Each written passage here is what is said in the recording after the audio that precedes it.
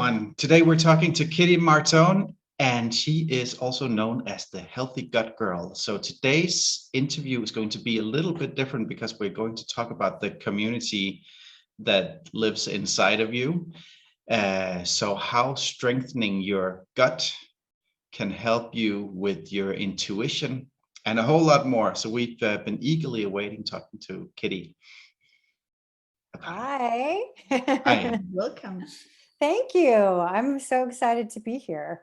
We're really excited to have you because it's going to be a little bit different with you. So how does your gut and your intuition influence each other? You know, it's when I first heard all of this, I thought it sounded like, magic. It didn't sound like it was real. Um, and then I started to delve into it and read these different books about how the microbiome in us and on us influences our psychology and everything else. In fact, there's a book that you probably have heard of called The Gut and Psychology Syndrome by Dr. Mcbride. And this is many years ago, she created the diet, the GAPS diet, which is the gut and psychology syndrome. Yeah. And so many people who have children who are disabled know about this book because she worked with these children, and she noticed in her science and research and working with clients that the health of the gut really impacted daily behavior depending on what the child ate and how they behaved that day. And so she just went down that rabbit hole and became this pioneer who then paved the way for people like Donna Gates, who wrote the Body Ecology Diet, and this whole community of people that's now coming to, light about working and remediating the gut in anybody, not just a disabled child, but in anyone, is going to affect your outlook on life and how you mentally feel about everything. And that to me was just so beautiful. And so I went down that rabbit hole too, and I'm still in it. Well, we've been down that very same rabbit hole because we're going to talk about something that may be a little bit controversial, but our son had a vaccine injury, and we went to the regular doctors and everything, but we had to turn to alternative health after going that route because it didn't help. So we met someone who put us on, like the whole family, on the GAPS diet. Yeah, but first we went to the Chinese doctor. Oh yeah. Yeah, and she said no gluten, no sugar, no shellfish, as long as he had eczema on his entire body. It was really like he got I can't remember what vaccine it was, but like 2 days later, the DTaP. Every joint, like especially like with the elbow joints, it became like a big red rash that was very wet. So when the body can't detox the proper ways that it's supposed to, it apparently uses those areas like the skin, the whole skin, as an organ to detox. And we didn't know that at this point, so we were really desperate. But and it really helped. And then we got our daughter, and then we were put on GAPS. The whole family. And that wasn't really popular with anyone outside the family. It wasn't really popular in the family either. It was really tough, but it really did a major job, major help for us. So. It's a very, as you know, challenging diet. And but once you get in the groove of it, and people think you're crazy for sure, but it always makes me want to cry because I've worked so closely with these children who are now adults, with my husband. That was the community he was working with anyway at the time I met him, in addition to typical children and to adults, and I had gone into, because of my own health challenges, I met him because of that, because he was working on me. And I was so in love with what he was doing. I had met acupuncturists and Reiki masters and all these different people who did these things, but I had never met someone like him who was treating people's spines, but was talking about the whole entire body and your lifestyle and what you eat, but how you think and how you encouraging detoxification. Was, he might as well have been speaking Chinese to me. And I was just so enamored with his work that I fell in love with him and with the work, and I got free chiropractic care at the same time. Good deal. It took a while to get that, but and then I just I went to conventional nutrition, herbal schooling. And then when I was done with that, also while running his front desk in our office, going to school, I realized I couldn't help the majority of his clients who were these children. I couldn't help them with that information. I couldn't put them on a diet or a detox or give them a bunch of supplements, right? I had to find other ways to help them. And when you have a child or an adult who's detoxing at the skin level with that kind of eczema, that means that their detox organs, their liver, their kidneys, their lungs, their bowel are so burdened with toxicity that they're having to push the toxins to the skin. That is so profoundly upsetting to me. I mean, because I've seen it and I know what your child went through and what you guys went through trying to remedy that and help that baby while it's just in such discomfort. I mean, that's a lot of toxicity for a little kid to bear. So I was like, how can I help? And then I went down this other rabbit hole and I found gut and psychology syndrome. And through that, I found Donna Gates, and she lived in LA at the time. And I physically pursued this woman. I literally pursued her and found her and was like, I want to work with you. I want to learn from you, and became sort of her protege for a little while, and started learning how to make cultured vegetables and teaching people how to do it, and helping her with that, demonstrating that process for her clients and students. And that's where I began that gut work with these kids.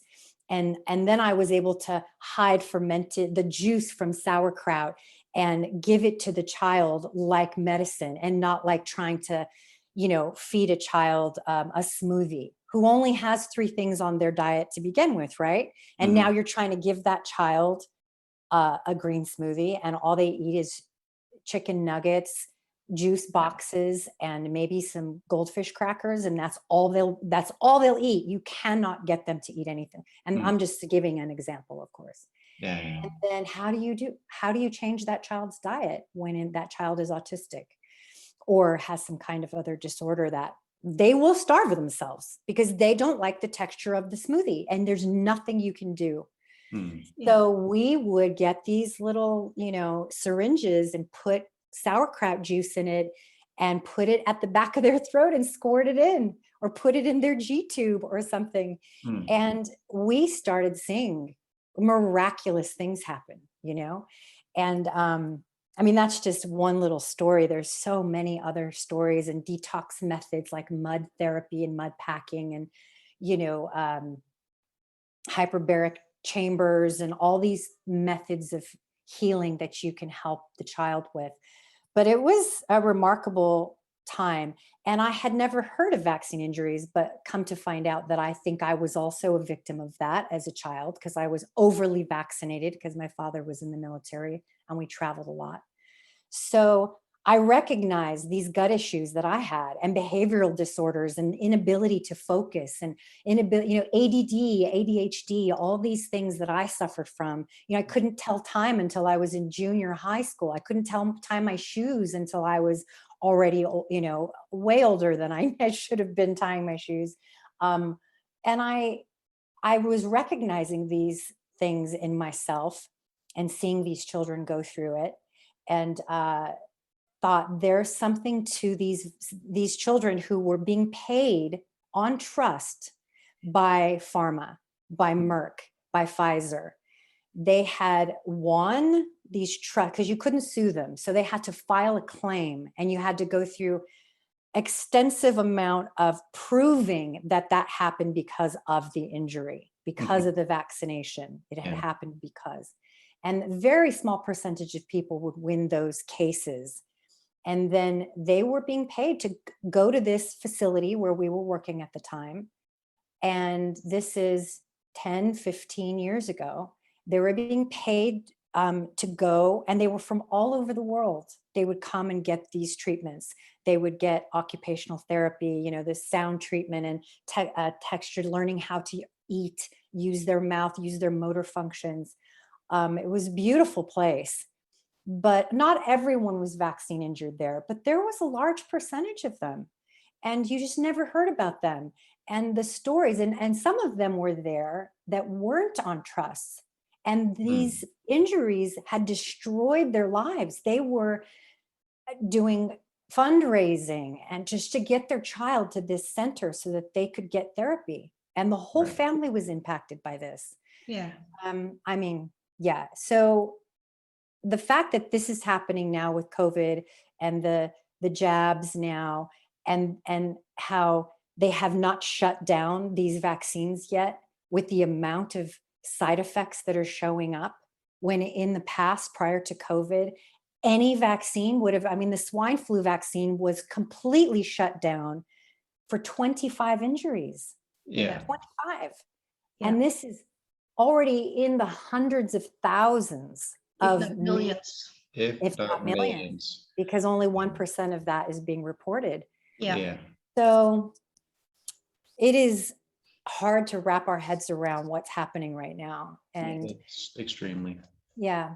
And the voice, people being shunned and dismissed and labeled as conspiracy theorists and drama queens, and call it what you want, is so heartbreaking to see that. It was bad enough then when we were working with these families, but now it's like you can't even say, oh, my child has a vaccine injury. Oh, okay, right. Many of the people viewing this might be a little bit disturbed by this, because if they might not have been in contact with any of this, but just know that a large percentage of the people we are talking about were pro-vaxxers until it hit them. So it's just like regular people that suddenly have this experience, and then you become one of us nut jobs. Right, nut jobs. Yeah. So talking about gut health and intuition, what has been your experience when you work with people's guts, or even your own? What happens? There was a TED Talk, and I know I'm going to forget her name, but she was a microbiologist from Harvard, I believe. And she talked about some squid that lived in the bottom of the ocean, and how had these beautiful lights that lit up around its little wings. And they were studying how that creature could have these lights around its wings. And they found out that it wasn't part of the squid that was doing this. It was the microbiome colony that lived in its skin, beneath its skin. Wow. And then the microbes realized somehow, and this is where the magic comes in. I think this is where God comes into all of it.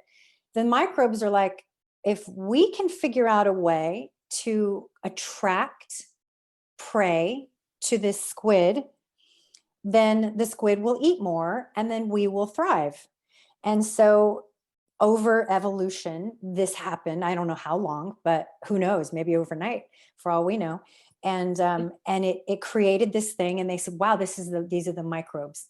So they started to explore this in our bodies, and they said, how do they even speak to each other to know to do that, let alone come up with the colors? And I don't know, there's so much to it.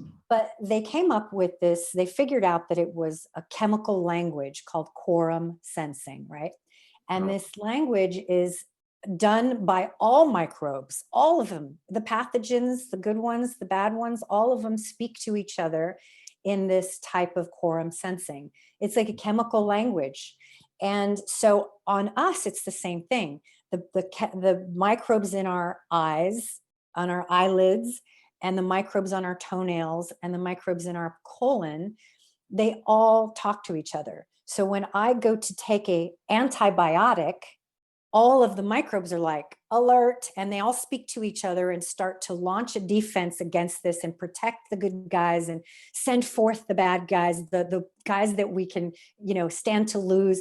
All of this happens in our body through this chemical language that they speak. So when it comes to intuition, and we say, I feel something in my gut, something's not right, right? Like when you look at a scary movie, you think it's, oh, your cortisol and you're this and you're that happens, and you have these reactions, and you get scared because the horror you're watching on movie. Long before that happens, these microbes sense these things happening, or I don't know if they see it or it's a vibration. This is, like I said, where the magic happens. Like, do they sense the vibration in the air? They sense who knows, but they start to give you a feeling like, don't look at it, don't watch it. Or maybe you have a feeling someone's behind you, or you have a feeling, you're about to make a big decision about buying a house, for example. And you're like, I have this feeling. And where are those feelings coming from? For sure, you can say experiences in our past, and logic would say that making poor decisions and good decisions will influence your future decisions, of course. But when it comes to that gut feeling, or that intuitive, I don't want to walk in that room, or I shouldn't go to work today, there is a lot of evidence to suggest that it's those microbes, quorum sensing, to help you make those decisions, because they're trying to make you thrive. You're their host, right? There's way more of them than there are human cells. And not one metabolic decision happens in the body without them doing so first. So we're not in charge of our body, So that's what it's that we're not. So that's what it is. It's like intuitively, what is the intuition? Is it your spirit, or is it your microbes, or is your spirit your microbes? That's interesting. Pretty crazy. From this perspective of these whole talks, like, whose life is it anyway? So whose life is it? I forgot about that. That's that's so perfect. Whose life is it? Whose life are we living? And so here's another example of that in the show Planet Earth. You remember that show on Discovery Channel and on all these nature channels? There was a show, Attenborough. What's his first name? David Attenborough. So he narrated the one for most of the planet.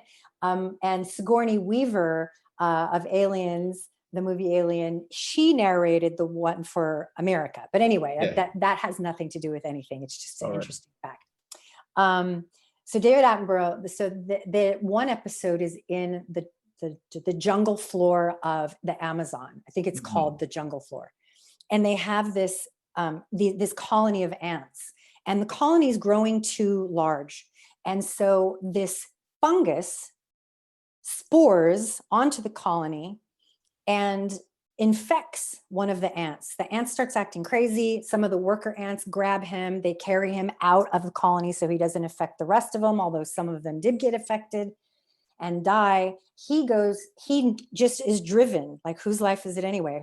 He's driven not by his own ant body. He's driven by this fungus that has driven him to the top of a tree to then die and have this fungus called a cordyceps engulf him like a sci-fi movie. And then it spores and it falls down on a colony of, say, termites. And it's a checks and balances that happens in the jungle and all over the planet that keeps things in harmony, keeps the ecosystem of the planet in harmony. We have the same thing going on within us, and that's a good thing. So when we get sick with a virus, it's like, okay, I'm not talking about a biological man-made weapon. I'm talking about like the flu from 5 years ago, right? Or a cold, not in something that escaped from a bat. But anyway. Sorry. It's okay, that's good. I derailed. So we're talking about, you get a cold, you get the chicken pox, you get the mumps, you get the measles, whatever. You get a cold, you get a flu. our body is doing a checks and balances. It's trying to get rid of toxicity and eliminate the bad stuff and bring the body back. It's a very natural process. It's called natural immunity. And that's just no longer a word in the CDC, but it is a word that you and we all know. It's true. Yes. It's the way our bodies work. And it's just so fascinating that what's in control of that are these microbes. The microbes, how did the fungus in the forest know how do they know there's too many ants? How do they know if that ant colony grows to be too much, it could start to kill the trees in the forest, and then the other animals won't live because they're not getting the fruit, and now you've got orangutans that are extinct, right? How do they know that? So it's the same thing with us. Like, we have this inner microbiome that we have to help thrive through the things we know to do. And diversity is one of them, right? Not sheltering in place, but going out and hugging your neighbor is one of those things that helps keep us diverse. The same with the jungle floor. It must be full of diversity or it will not thrive, right? It was quite interesting. I can't remember where I saw this, but like I read at one point, the healthiest thing you can do for your child is take it to the New York City subway and roll them around on the floor, because that's the most like biodiverse thing to like populate their gut flora. I've never heard that one. I would rather take them to like a farm and have them play with the goats. Yeah, probably. Yeah. Hey, licking the handrail at 42nd New York City subway. That's great. I know. I used to pick the gum off the bottom of the pews in church. Oh, my sister did that, like off the floor of the I could never quite get it to my mouth in time because my mom would abuse me in silence in the church. She'd like pinch underneath my arm, but I was like, I want to eat that. And then she would make me go and wash my hands in the bathroom. But it's, it probably would have been really good for me because I probably wouldn't have been suffering so much with gut health issues. Yeah, it's true though. Plenty of studies to prove that, people who live on farms, who raise livestock, let's say organic farms now, not like genetically modified monocrop farms, but, farms with pigs and cattle and, gardening and all of that is just, they are healthier. They suffer from less allergies, less food sensitivities. They heal quicker from infection. It's a fact. Yeah. Yeah. And now we're here in Tuscany and we're helping this guy who hosts this place. And I've been doing a bit of gardening for him. And he said, well, why don't you wear your gloves? And I'm like, but I need to get my hands into the dirt and the earth, and because there's a antidepressant in the earth. Yeah. And I need that because I've been separated from that too long. Yeah. And you just mentioned something with mud packages.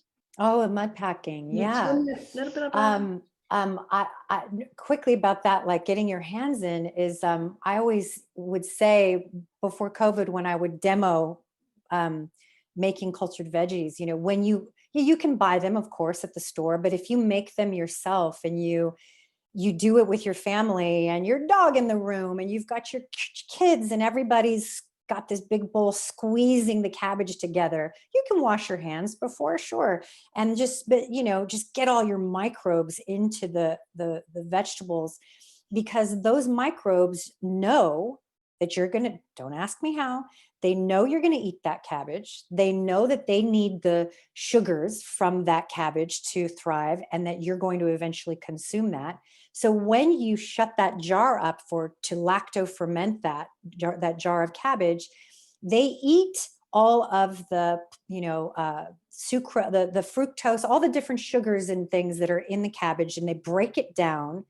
And that's why fermented foods are sour, right? And there's none of those natural sugars that are left. And then the gas from that, the byproduct of those bacteria, is increasing the nutritional value of that cabbage by 100 times. And it's customizing the nutritional content of what it is you need in that household. They know you need more vitamin A than, say, vitamin C, and maybe you need a little bit of extra of this or that. And so it's customized for you. Not to say that if someone else has it, they're going to get sick from it, but your own vegetables that you created, those microbes belong to you. And now it's symbiotically going to create a product that's customized to you. That is, and it's so amazing. Like breast milk. Yeah, I was gonna say that. I want to. I didn't hear what you said. Here in Italy, where they make wine, they used to use their feet to do it. And when people also at old times when people made bread, you would also use like the lactobacteria from your feet by walking around the dough. But like the breast milk, mothers, not by knowing, but the mother's systems adapt the breast milk to whatever the baby needs, and you can measure it in the baby's milk, that if the baby is sick, the mother's milk changes to fit that baby. So we don't know what it is, but this system and this whole system, it is intelligent. There's an intelligence operating within us, around us, through us. Hey, thanks for watching. If you liked what you just saw, head on over to whoselifeisitsummit.com/podcast, where you can find full-length episodes as well as in audio format, and we do a lot of other cool stuff. You can hang out with us and other like-minded individuals who want to create a world that works for everyone, and we do that on our platform where we can chat, and we have Q&As and exclusive interviews as well. So there's so much to get over there, so come on over and play with us.